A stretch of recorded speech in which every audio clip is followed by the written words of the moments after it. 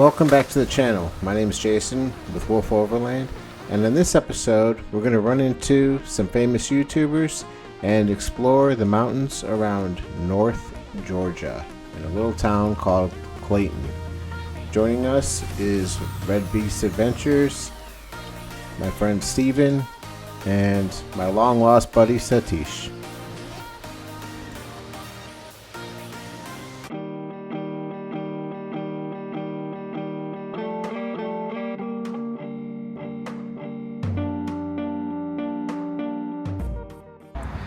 Hey guys, Jason with Wolf Overland, and today we are out in Clayton, Georgia, our favorite area to go camp at, and we are rolling with the Red Beast wagon. My buddy Steven and Satish, after a year, is finally, going camping.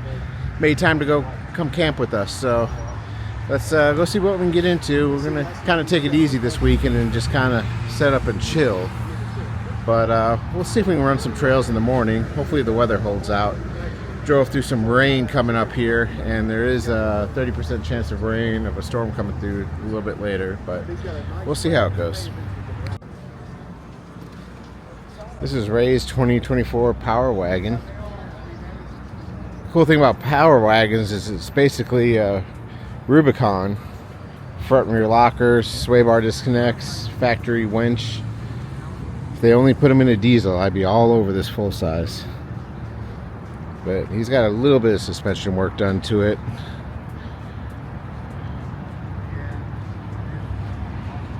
Check him out, Red Beast Wagon on YouTube. This is going to be his first trip out camping. Alright, we're on the top of Sarah's Creek, and I'm going to air down now. I got this new product called Trailhead Automatic Tire Deflators. It's what where did I get it from? Epic Vehicle Outfitters. And so they're kind of like the Stein Airdown tools, a little bit more thin, but it also comes with this cool bag with a little cheat sheet. So it has it where you can focus. It has it where you can dial in your tire size and your weight, and then you can kind of figure out where's a good starting place of a good PSI to air down to. So I already got mine preset. Let's air it down.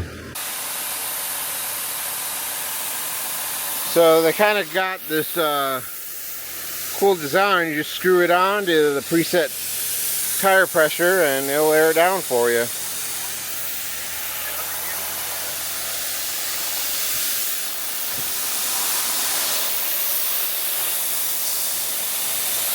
Those are 4122 tire caps. They just pop off and pop on. So that really helps not losing your tire caps. I'll put links in the description below.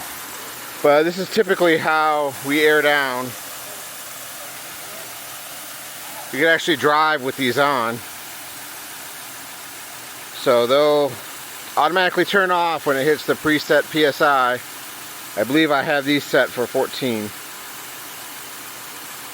And you can get your preset PSI, a good starting point, with that booklet that's in the case. A lot of good information in that booklet too if you're new to this and want to learn more about proper tire pressures and all that.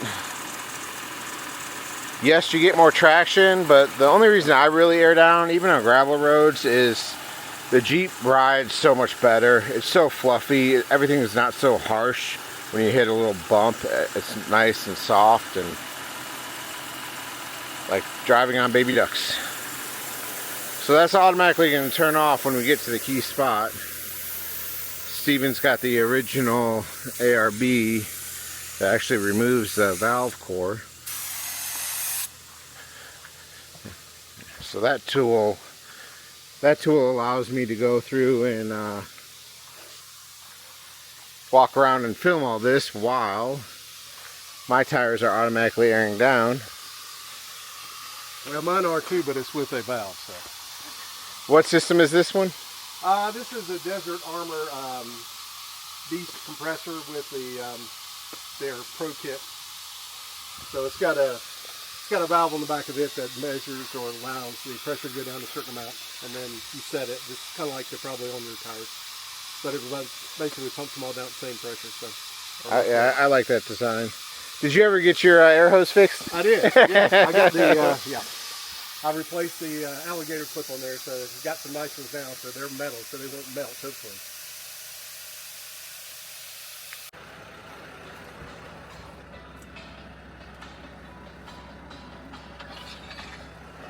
So that one's reading 11, but one of these sensors doesn't read properly until you start driving.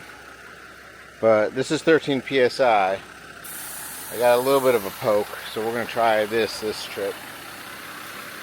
Obviously, the lower pressure you go, you lose your height, but we're going to try this. We ran into CoddiwompleOverland doing his Patreon run. Might meet up with them later, but it was good seeing them. After an easy water crossing or two, you come up on the first obstacle, and the only really hard obstacle on Sailor's Creek.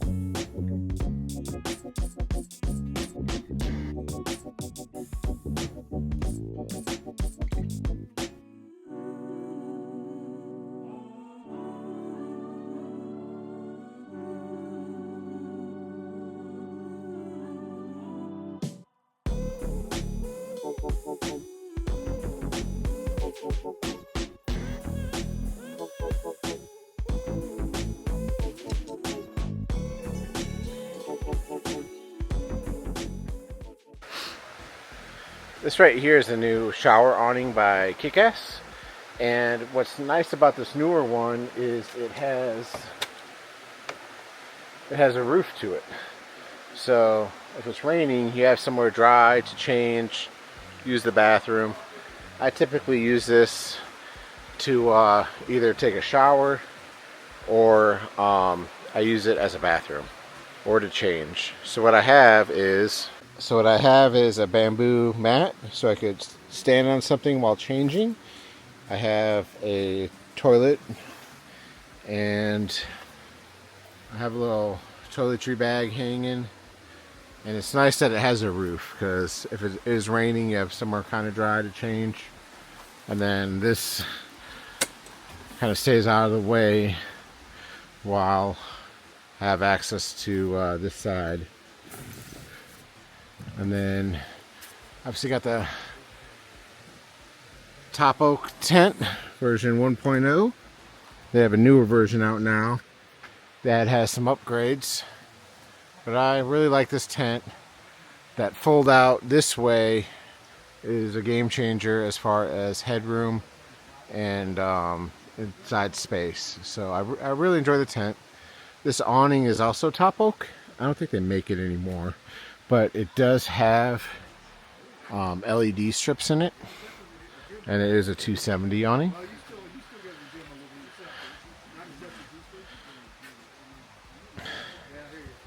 Satish, he still has an Osprey slimline tent that he's had stored for over a year, and surprisingly no mold and mildew. The 4Runner with a newer rear diff from our first trip in Moab. It's still alive. It's been about over a year since we've been out together, so glad to have him back.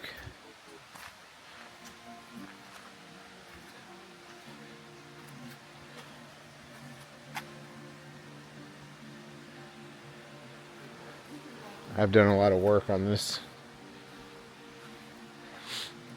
Still kicking.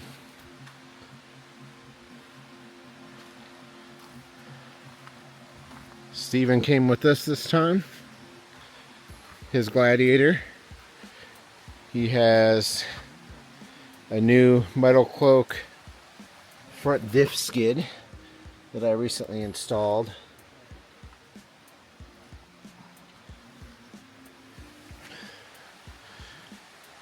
I think he has an OVS 270 awning.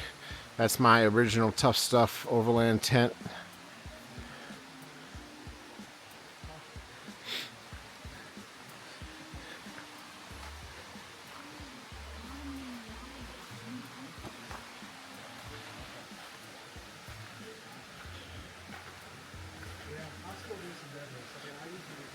Then we have Ray's Red Beast wagon.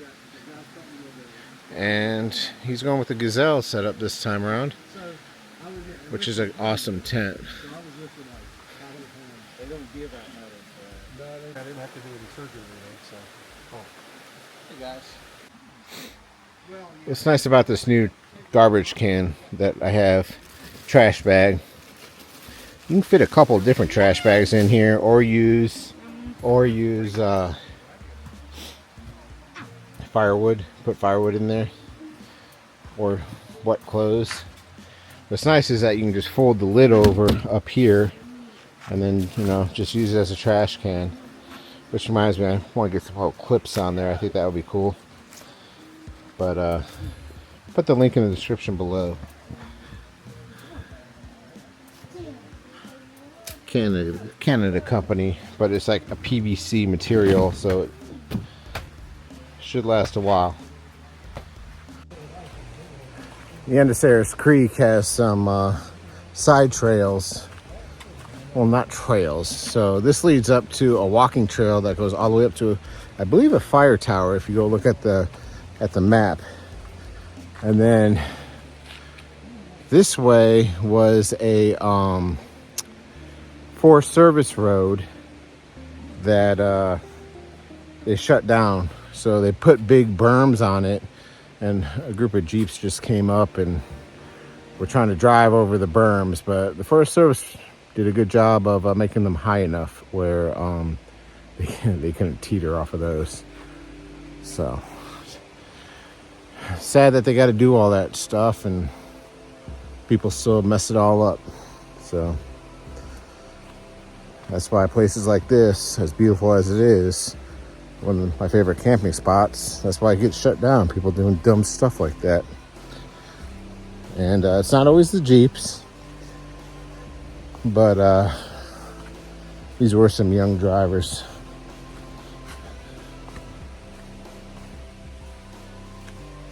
But hopefully this rain holds off. So far the rain has held off. It's coming up on 6 o'clock, so if I recall correctly, 7 o'clock had the highest chance of rain. We shall see.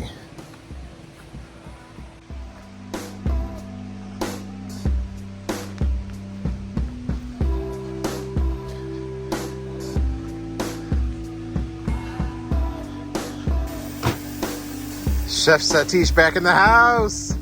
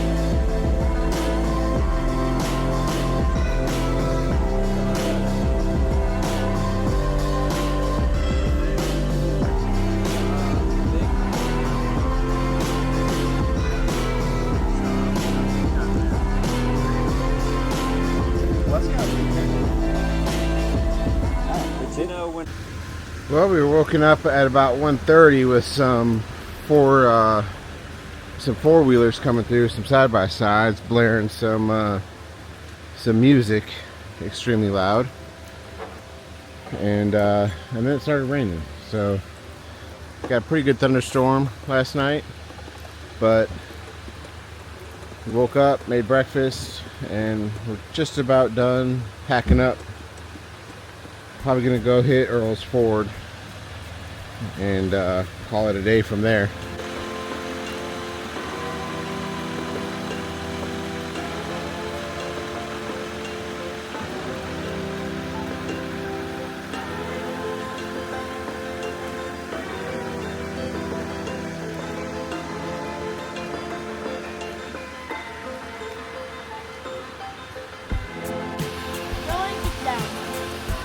I don't want to get down because it's raining.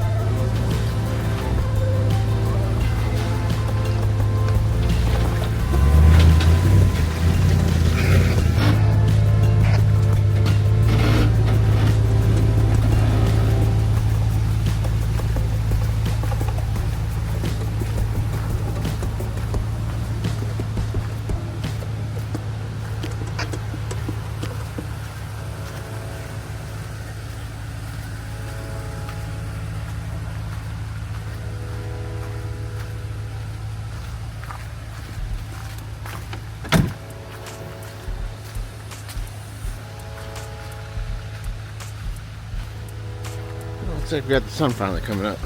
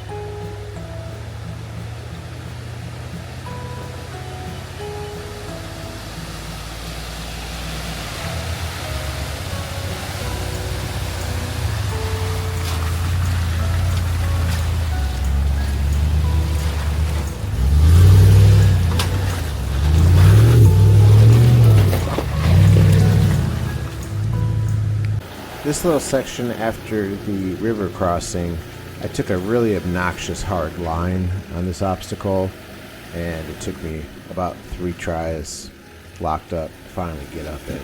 But you could easily take the left or right, and it's really easy.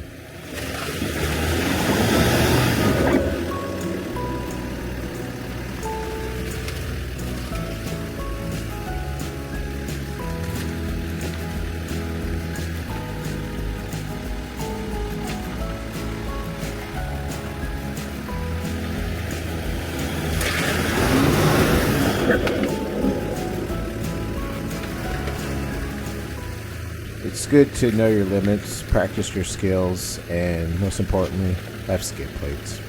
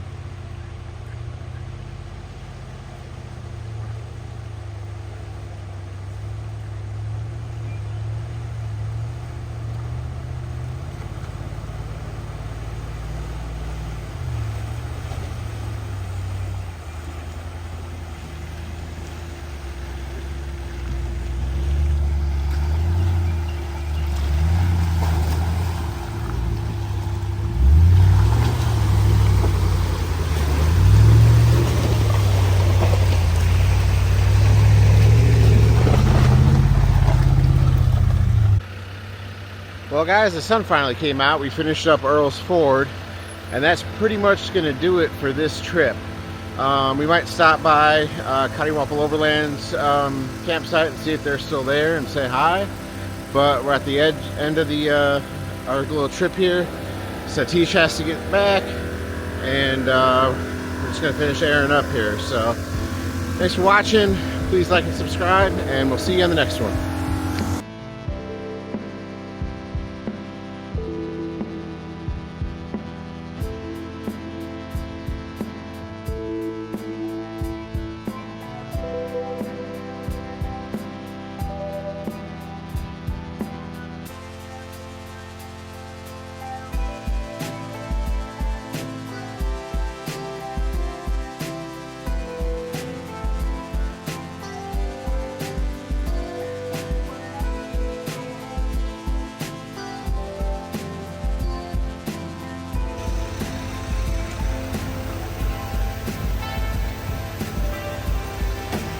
I think I got some trash in that lead. Some mud.